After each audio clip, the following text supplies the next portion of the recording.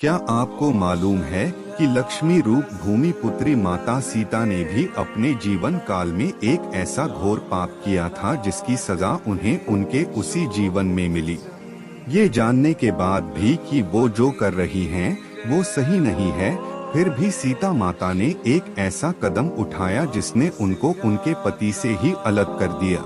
क्या था वो पाप और किस श्राप के कारण सीता माता को पति वियोग से गुजरना पड़ा? एक कथा के अनुसार एक रोज जब माता सीता अपने बगीचे में घूम रही थी तो उनकी नजर तोते के एक जोड़े पर पड़ी। ये जोड़ा आपस में कुछ बातें कर रहा था। तोते के जोड़े को आपस में बातें करते देख माता सीता के अंदर जिज्ञासा उत्पन्न हुई कि ये दोनों क्या बातें कर रहे होंगे। जिसके बाद माता सीता तोते के उस जोड़े के पास गई और उन्होंने सुना कि ये जोड़ा सीता माता और उनके पति यानी कि भगवान राम के बारे में बात कर रहा है। जब माता सीता ने तोतों के मुख से अपने भविष्य के बारे में इतनी सारी बातें सुनी तो उन्होंने पूछा कि तुम्हें मेरे भविष्य के बारे में इतना सब कुछ कैसे ज्ञात है। तो इसके जवाब में उन्होंने बताया वो वाल्मीकि आश्रम के एक पेड़ में रहते थे जहां हर वक्त माता सीता और भगवान राम के बारे में ही बातें होती रहती थी। तोते के इस जोड़े ने ये तक बताया कि आगे चलकर भगवान राम मिथिला आकर आपके स्वयंवर में शामिल होंगे और भगवान शिव के धनुष को तोड़कर आपसे विवाह करेंगे।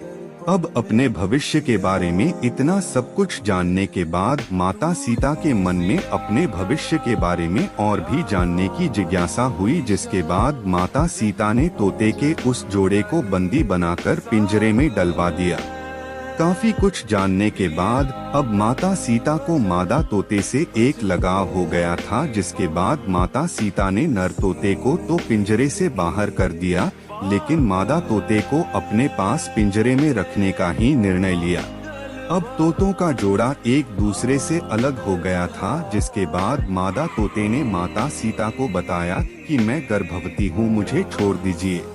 लेकिन आप सभी को ये सुनकर हैरानी होगी कि माता सीता ने उसे छोड़ने से इनकार कर दिया। नर तोते ने भी माता सीता से अपनी बीवी को छोड़ने का काफी निवेदन किया, मगर माता सीता ने कहा कि उन्हें मादा तोते से लगाव हो गया है। उन्हें वो इतनी भाने लगी कि अब वो मादा तोते को अपने से दूर नहीं होने देंगी। इसके बाद नर तोते ने ये तक कहा कि मेरी बीवी को खुले जंगल में हमारे बच्चों को जन्म देने दो, इसके बाद मैं वापस अपनी बीवी को आपके पास छोड़ दूंगा। मगर इस पर भी माता सीता नहीं मानी और तोते को वहां से अकेले ही जाने को कह दिया गया। 3 से 4 दिन गुजरने के बाद मादा तोते ने पिंजरे में बाद वो सीधे अयोध्या जाता है और धोबी के रूप में जन्म लेता है। अपनी पत्नी से मिलने महल पहुंचा। ये वही धोबी होता है देखा जिसने माता सीता के रावण के चुंगल से छूटने के बाद माता सीता नर चरित्र पर सवाल खड़े किए थे और इसी का कारण मेरी राम माता सीता मुझसे उनकी गर्भावस्था में त्याग देते हैं। मैं तुम्हें भी ये श्राप देता हूँ कि तुम भी अपनी गर्भावस्था में ही अपने पति से अलग हो जाओगी और तुम्हारे अलग होने का कारण मैं ही बनूंगा। ये कहकर नर तोता वहां से उड़ जाता है।